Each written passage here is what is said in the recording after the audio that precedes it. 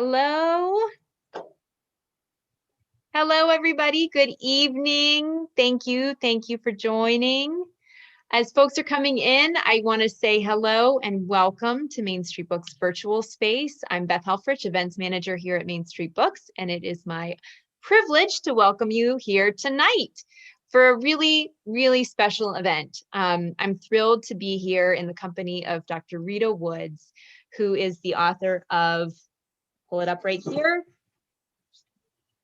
I have my little marked pages, Remembrance, which is in some ways a novel that is hard to characterize. It is what NPR called an ambitious, absorbing novel with memorable characters in all four settings, each with a distinct purpose that helps make the impossible relatable. Remembrance is a well-researched, epic, historical fantasy, and I would say too, with a magic that threads the stories all together and that brings the characters even more vibrantly alive. It spans from the 18th century in Haiti all the way up to the present day, and links these four wonderfully strong female protagonists through history and to each other. Remembrance itself came out in January of 2020, and so its book journey has had a wild ride, just as our lives have had a wild ride over the last year and a half. But we're grateful because in some ways that wild ride has led us to this moment where we're actually able to have Dr. Woods here with us virtually for a wonderful conversation. And it's my privilege to introduce her. Dr. Rita Woods is a family doctor and the director of a wellness center when she's not busy working or writing. And she has informed me that residency was great practice for figuring out how to do it all on very little sleep. She is spending time with her family, or she is at the Homer Glen Library where she serves on the board of trustees. And of course, as book people, anyone who dedicates time and love and energy to the library is our kind of people. She lives outside of Chicago, Illinois, and tonight she's here with us, and I'm so excited about this conversation. So welcome, Rita. Thank you, Beth. I'm so glad to be here. I have so many questions about this book, but I want to start before we have you read an excerpt to kind of root us in the characters and the language. I have kind of a chicken and egg question to start with, which is Remembrance is such a striking title. And you find out later in the book that it's also the name of a place that's really important to the novel. So my chicken and egg question is sort of, which came first for you in the process of dreaming up and the seed of the ideas for this book? Did this place come first, or did the characters come first? What was the first whispering of remembrance that led to the book? So I think it was more the characters. And even more than the characters, it was the idea of the magic. So people always ask kind of where the idea comes from. And I was in the bathroom reading, as one does. And my friend had a book that was something like Quantum Mechanics for Dummies. I don't know why, I don't know. But so I was reading this book and trying to understand it. So it wasn't quite dumbed down enough. So the only thing that I could take away from it was they gave an idea, they gave an example of like when there's two trains sitting on a track, two parallel tracks, and one starts to move and you have that weird disconcerting feeling of not knowing which train is moving. And they describe that as that's what happens in quantum mechanics, that time and space are very relative. It depends on kind of where you are, how you're experiencing that. And I had this thought of, well, what would happen if someone had the ability to control that? And that was where the idea of the characters came from, that there would be this woman who could manipulate time and space and create this sort of parallel dimension and use it to provide a sanctuary for her people. So that was kind of where that came from. So it was, I guess, the characters developed first, and then the idea of remembrance as a kind of an homage to things lost, things remembered, and things that are dedicated to your history sort of came from. Yes, because there's a difference between memory and remembrance. I feel like remembrance has like an active component to it. It Right. sort of implies that there's an active honoring of something. And you've got these 4 stories that are kind of layered. And so my next question has to do with sort of the genre bending that you're doing, and these 4 stories. You could have easily sort of set the book or written the book entirely around that place, Remembrance, and that part of the story, but you intentionally begin and end the book in the present day with a different character. And can you talk a little bit about why that was so important to you, or why you chose to anchor this historical sort of sweeping story in today? I wanted to give it a sense of continuity. I wanted this to feel like a much bigger, more generational story, the sense that no matter where you start in time, there are always, kind of that Mr. Rogers idea, we'll always look for the helpers, that these women are the helpers, kind of, that starting all the way back on the continent of Africa, there was a woman who had this. And then she came forward, and generationally, there was always going to be some woman who was looking out for that next generation. And so I wanted it to feel very much like it wasn't just a story about about slavery times or the Haitian Revolution, but that it would bring itself forward into the 20th century and the 21st century. And going forward, there's always going to be that person who is the keeper of the flame, so to speak. Mm-hmm. And I do think that jumps out, right? That's a clear thread in the story, is this thread of women who have this power. I don't know much about the history or the practice of voodoo, or again, I have no French background, so I'm going to mispronounce it, but Vodun? Udon. Yeah. Voodoo, there you go. Yeah. Which is, I guess, either the French or Creole word for this kind of magic. And you have both, as you said, sort of this quantum physics blending of time and space reality, but also some elements of Voodoo. And I was learning a little bit about voodoo, and there is a really strong feminist thread, as the practitioners are women. And so this conjuring and this use of this magic has a lot to do with power over the oppressors, right? Power over racial and gender oppression. And so I wanted to just sort of pick your brain a little bit about the research that you did for this, but also the importance of that thread and message in your work.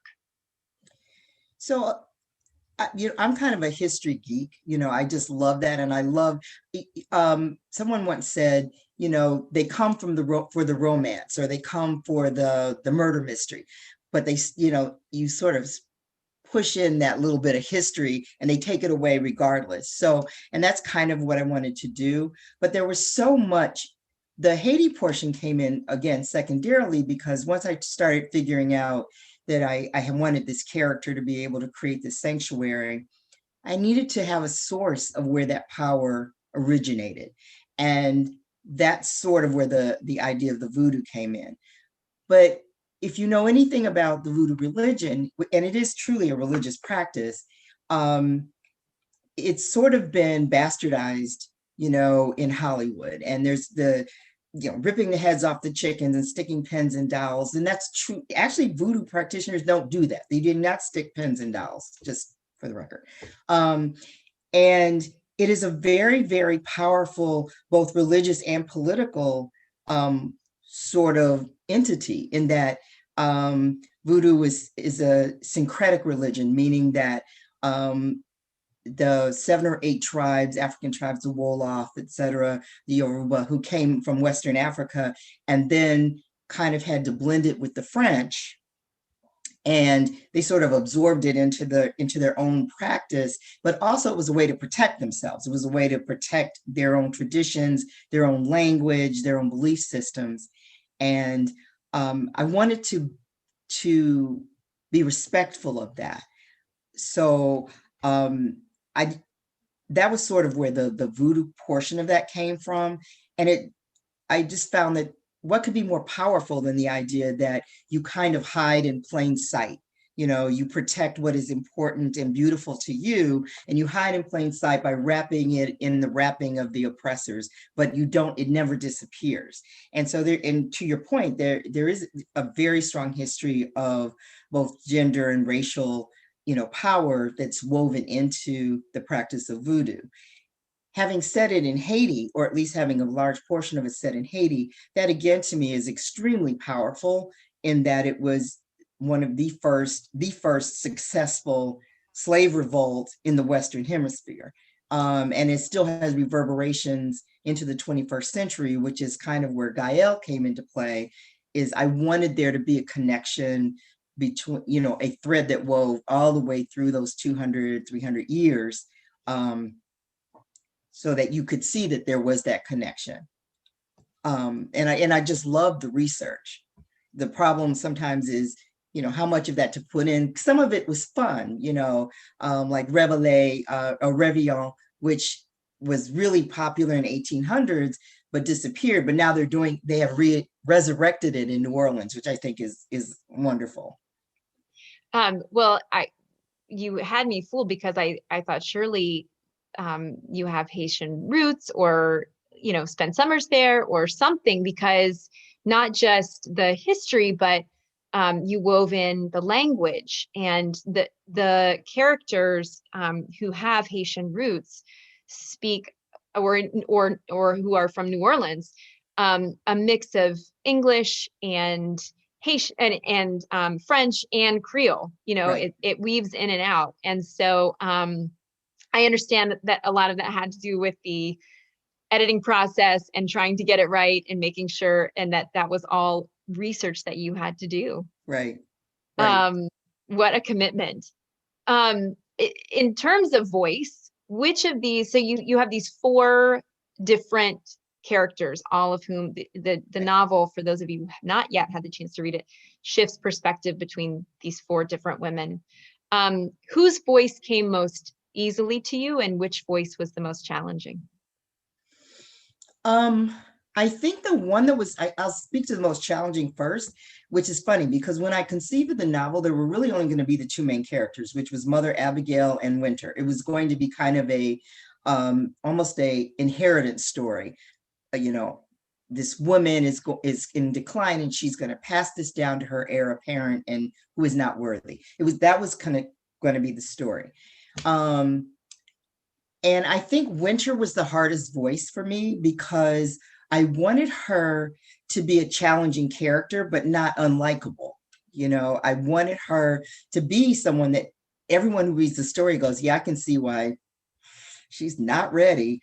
But at the same time, feeling like, oh, but poor thing, she's just not ready.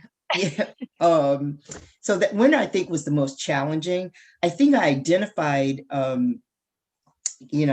most with Veronique, because I can see parallels even in the 21st century, that you think that your life is going a certain way. And in her case, even though she was a slave, she was probably better educated than 75% of everybody, man or woman, in the United States at that time, in the early 1800s, spoke several languages, played the piano, could read. So it was easy enough for her to forget her station. And then her world just explodes. And I think I could identify with that, and I think many of us can identify with thinking your world is a certain way and then having it explode around you, and then having the trappings of things kind of delude you into forgetting what's really happening around you. Mm-hmm. Well, that's interesting you say that, because I felt Margot was in a lot of ways my favorite voice to read, in part because of the relationship that she has with Veronique. Mhm. And so I can see how that's just an interesting answer. And I can see how that sort of plays out in the writing as well. Um, so I would love to hear you read a passage for everyone, just to kind of anchor us. And you, I think, have chosen a passage that has those characters, and also Grand-Mère, who is another favorite of mine. I love. And so if you want to read that, and then we'll get back to a few more questions. So just to set it up, Grand-Mère, this is at an Easter dinner, and they're serving, the master has his family there, and they're serving Easter dinner.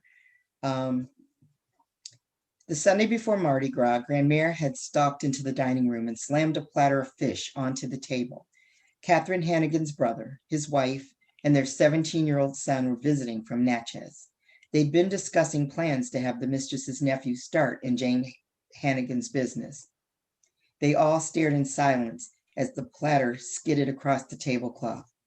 New Orleans will be filled with death, declared Grand-Mère. She fixed her eyes on the master. Get the mistress and the little ones to Farwater, now.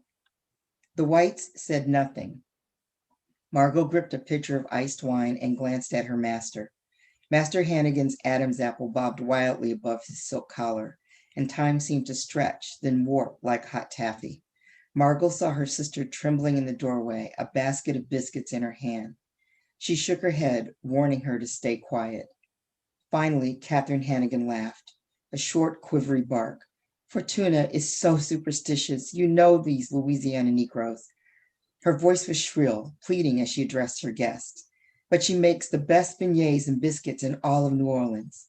Mistress, said Grand-Mère, turning toward her, it is the fever. It will come this year. Some fever or another comes every year to this maddening city. James Hannigan had found his voice at last. He rose slowly from his chair, and Margot read danger in his eyes. She was certain her grandmother saw it too, and yet, this will be like no fever before or after, insisted Grand-Mère, her voice hard. This will become a city of ghosts before it ends. Fortuna. Hannigan growled a warning. From the doorway, Veronique whimpered so softly that only Margot heard. James Hannigan was a bear of a man, quick to laugh and quicker to anger. He brooked no nonsense, not from his employees, not from his wife and children, and certainly not from his slaves. Margot stood frozen, staring at the table, shoulders hunched, waiting for the explosion. The fish lay partially off the platter, its dead eyes glazed as if plotting its escape across the sea of lace and cutlery. You will all die, said Grand-Mère, her voice flat. Corpses will float in the street like enough, roared Hannigan. A fist came down on the table, sending a crystal glass crashing to the floor. Enough of your voodoo, black magic, witchcraft. Get the hell out of here, old woman, before you make me forget you belong to my wife and not to me. James. His wife was on her feet, her normally pale face as red as her hair. Grand-Mère turned and left the dining room without another word, pulling Veronique with her. Margot would have followed, except that she had taken root to the spot, heart racing, hands welded to the wine pitcher. Hannigan stood glowering at the door for a moment longer, and then he turned his great bear-like head and caught Margot's eye. He blinked slowly, then visibly shook himself. Bring me some of that wine, Margot, he called to her. He plopped in his chair and laughed. Damn Louisiana niggers. Superstitious as hell with their curses and their ghosts. James, said his wife weakly, sinking back into her seat, her face still flushed. Her brother and his wife sat wide-eyed and pale. Their son, Alain, looked amused. Margot managed to pour the wine without spilling it. Hannigan raised his glass. Ain't no saffron scourge can ever get James Hannigan. He drank from the glass and smacked his lips. And I'm staying right here in New Orleans all summer long just to prove my point. But he hadn't. Catherine Roos Hannigan may have been quiet and skittish as a rabbit, but she believed to her core in what she called Grand-Mère's visions. She had made her husband's life a nightmare of tears and pleading and slammed doors. The entire Hannigan family was at Farwater by Easter, and by that summer, 14,000 souls had succumbed to yellow fever, including 17-year-old Elaine Roos. and James Hannigan would never again allow Grandmere in the same room with him. Thank you. That passage is in some ways one of the first that kicks off some really difficult passages with a lot of death, a lot of sickness. I was really struck by the physicality of your writing. You know, some of it is the magic and the way that the practitioners can sort of see illness in other people or sense it or smell it. And I know you're a physician, and so you have been trained to sort of think of the body and study the body. But the passages also really make clear the trauma that Black bodies have been on the receiving end of for 400 plus years. Can you just talk a little bit about this element of your writing? Is it sort of how you naturally write, or is it a challenge to write the physical piece of it? I think the physical piece for me is probably easier. And to your point, that's kind of where the training comes in, is everything that I do on a day-to-day basis is about reading nonverbal cues, hearing things, smelling things, listening to things. So I think the physicality is easier for me sometimes than the inner life, the quieter, layered current that flows beneath. You want to be more subtle. You want to be able to convey emotion without banging people over the head with it. And the way people react in life very often is very much under the surface there. And that's why you have to read body language, which you have to be able to convey in writing the thing that you see in real life, right? So, when your kids or your husband says something, you know them well enough to know the way they move their lips, the way they arch their eyebrow or cock their head, because there's a richer, deeper inner process going on. And that, I find that a little bit more challenging to do and interesting and fun to do, but it's not the thing that comes most naturally. Mm-hmm. Yes, I would say, but you do it brilliantly in the book, where you capture just the purse of a lip, or the start of a character, the tensing of a back, through your protagonists who are seeing and noticing these nonverbal cues as you're talking about. But then take it a step further to where, these women can actually, and all slightly different from each other, which was something else that struck me, that their gifts are all a little bit different from each other. Can you share a little bit about that choice to make the magic work differently between the four of them? One of the things that I wanted, one of the reasons I like magical realism, I actually read a lot of magical realism. And I think the thing that I find fascinating, even as a little kid, was the joy of magical realism is the thought that it could be real, right? We only use like 12% or 6% of our brain, and we don't know what the other 75, 85% of it does. Maybe it can do these things, right? And I'm always fascinated by the idea that the parts of the brain that we don't use probably harbors these abilities that, if accessed, if tapped into, could create this whole different world than the one we currently live in. And so I had that thought in mind, but also the thought that some of these things are real. Like what Margot can do is obviously ramped up for the book, but there is a real condition where people can taste sound and hear colors and smell things that you shouldn't be able to smell. And they actually think that musicians do that, so they did these studies and found musicians are actually literally tasting and hearing notes they can feel them in their body in a way that other people don't. So I think they're neurologically wired differently. So that was sort of the thought of that is, oh, what if Margot had something similar?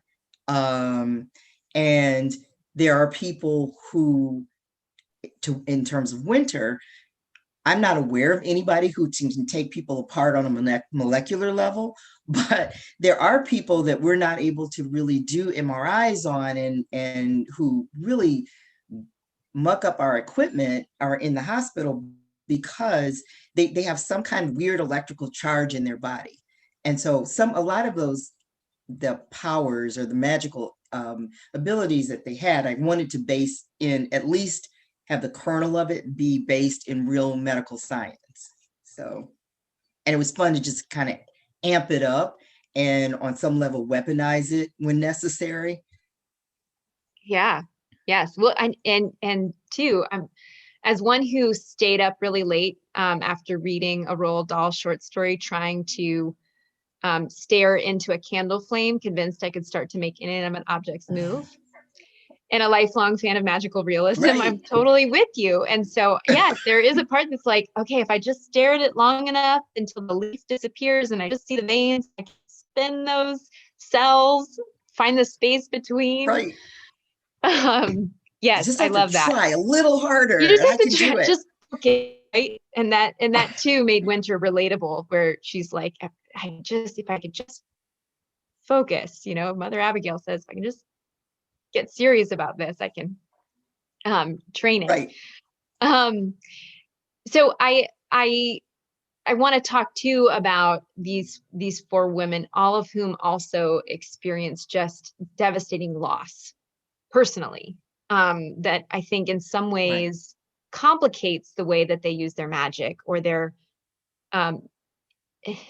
hesitation, or they have fear, they've experienced loss and they don't want to lose anymore. And so I think there's some real emotional hurdles, to your point earlier about the physicality was easier to write than the emotion gets in the way of their sometimes too. But I love the moment when Louisa, who is, for those of you who haven't read it, she is a healer of two, who's harnessed plant magic, so to speak. She knows the ins and outs of the natural world. And at one point she looks at Winter and says, this is when you get to decide.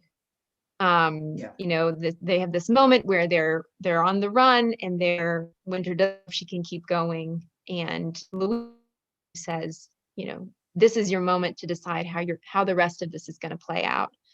And each of these women have that moment, so to speak. What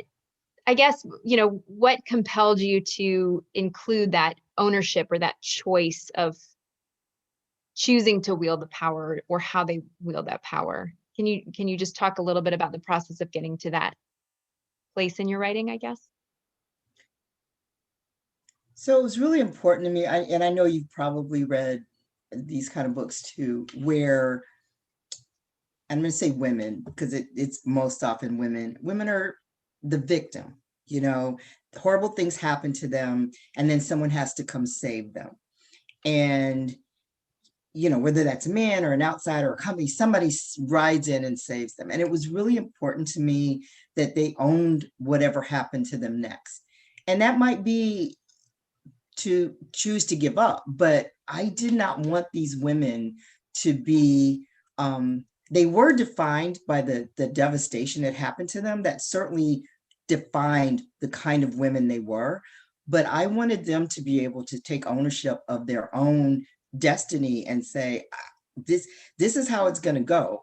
And to Louisa's point, I mean, they may take me out, but I'm going to make a decision about how that goes. I think at one point she says something like that. I'm not going back as a slave. You can do whatever you want. So the choices may all be bad, but I'm going to make that choice. And I wanted these women to find their own strength in some way.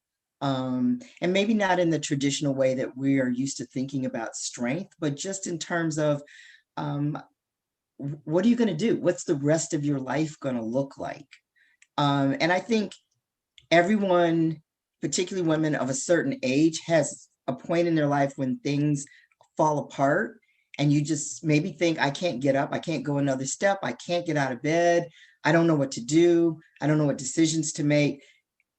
And that's really the only question is, right in this moment, what is the rest of your life going to look like? What are you going to do from this moment on? And it might be a mistake and you might have to pivot, but you have to do something. So, I mean, because there was that point at when Margot is just totally lost, in Remembrance, and I want to go home.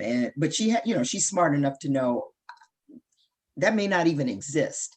And the home that I want to go back to is the one where my sister is and my grandmother is, and where, I was going to have my freedom. So she has to make a choice. What are you going to do? You have to do something. You can't just sit down and die. So it was just really important to me that they saved themselves, that somebody didn't write in and, save them, but they saved themselves. And they had to find something in themselves that was important for them, important enough for them to go forward. Mm-hmm.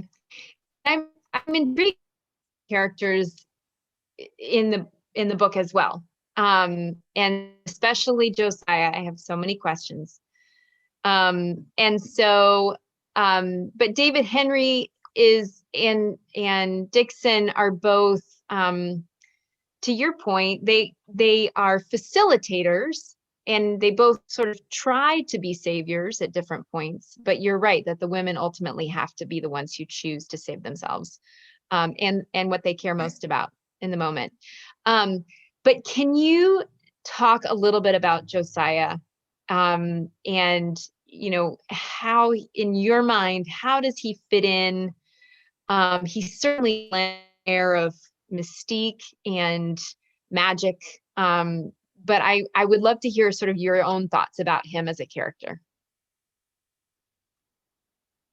So Josiah is not human, and he is in Western Europe, he would be the equivalent of a medium. I would guess that would be the closest thing to describe him as.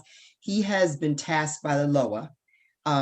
So in Voodoo, there's a hierarchy of gods, and there are more important ones. There's major Loa and minor Loa, but they're basically gods, right?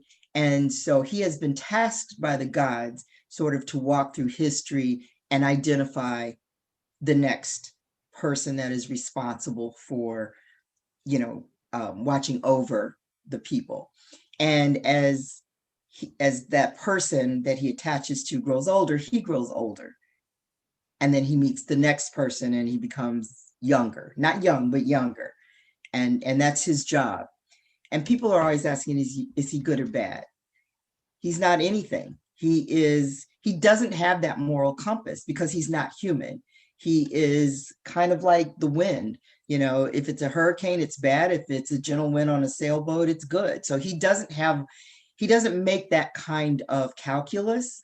He has a job to do. And if something stands in his way, he will move it aside.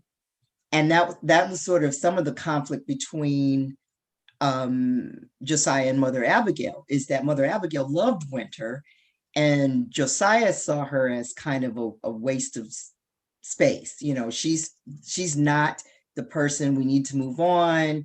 I'm not going to invest any time in that. And that was where some of that conflict came from, because she wasn't serving the mission, so to speak. Mm-hmm. And certainly he had a close, well, I don't know if you can call it a relationship if he's not human, but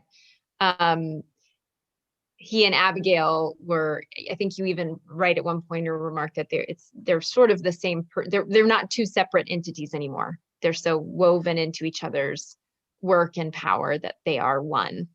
And so that transition or shift is interesting when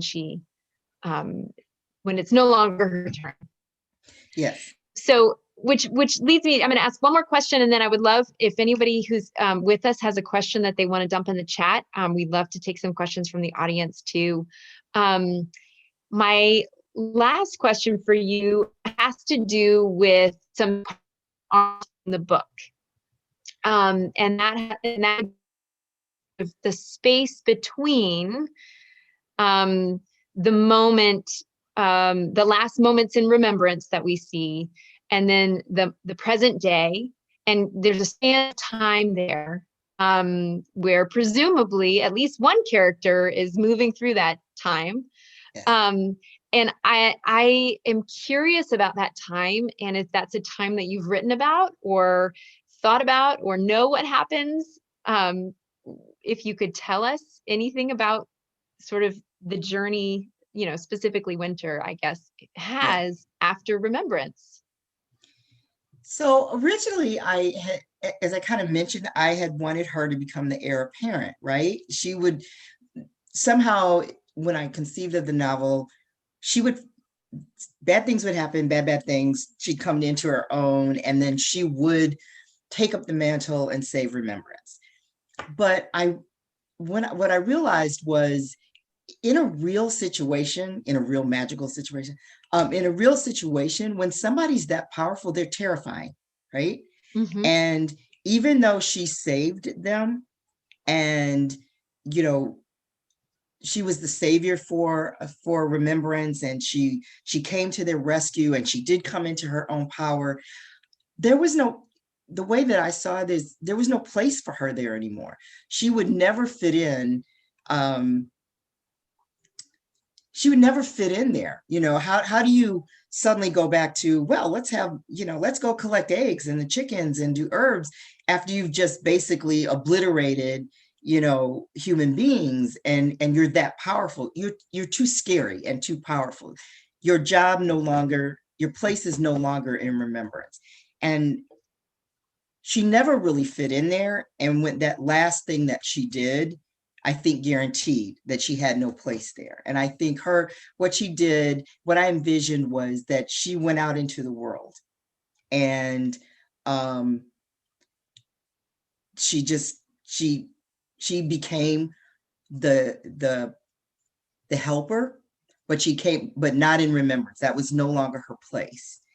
And there was a fairly large time lag, but what I thought, for me, it felt like, even though there were helpers, there was no one as powerful until Gael came on board. And so even though Josiah felt like this is someone who could kind of be in the interim in the early 20th century, once the kind of the Haitian earthquake and whatever, now we have found the person that is as powerful as the other characters in the book, like as Abigail and Winter, because, Margot she sort of became more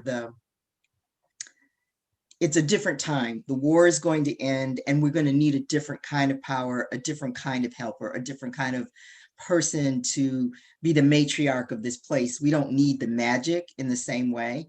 So Winter, that was another reason she was free to move out into the world. And so they were seeking. And I think Gael was the person that they found. I really liked that choice.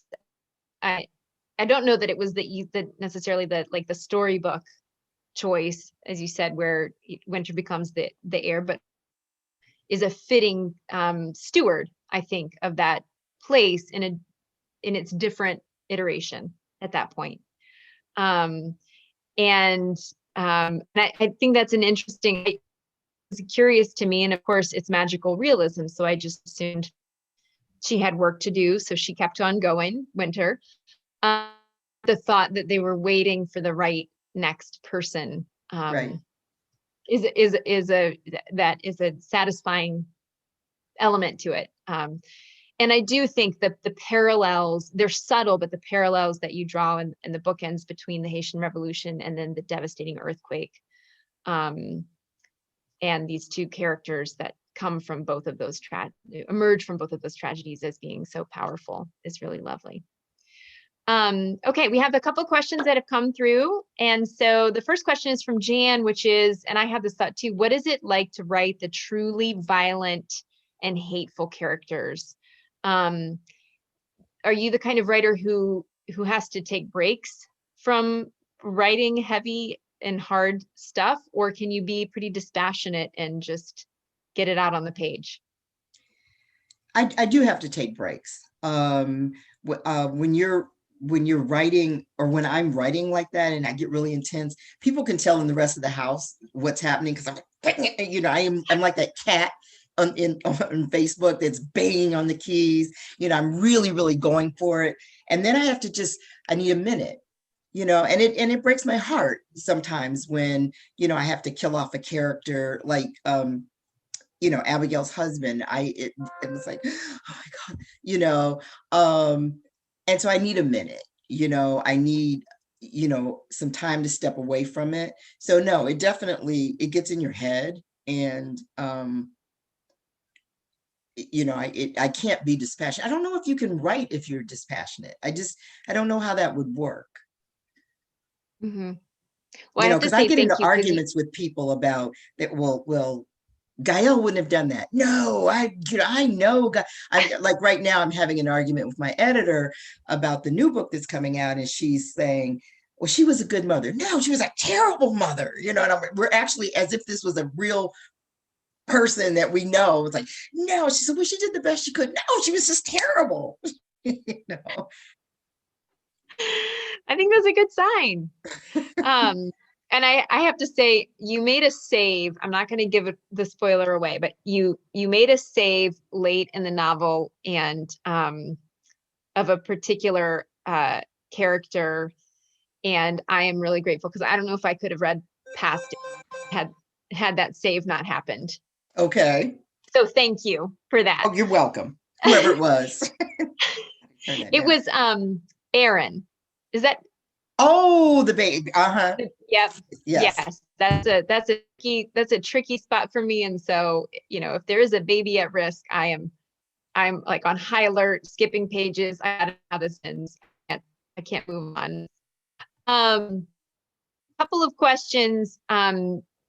As a reader, so you read a fair amount of magical realism. You're a fan. Can you share one or two titles of your favorites or recent magical realism reads that you'd recommend?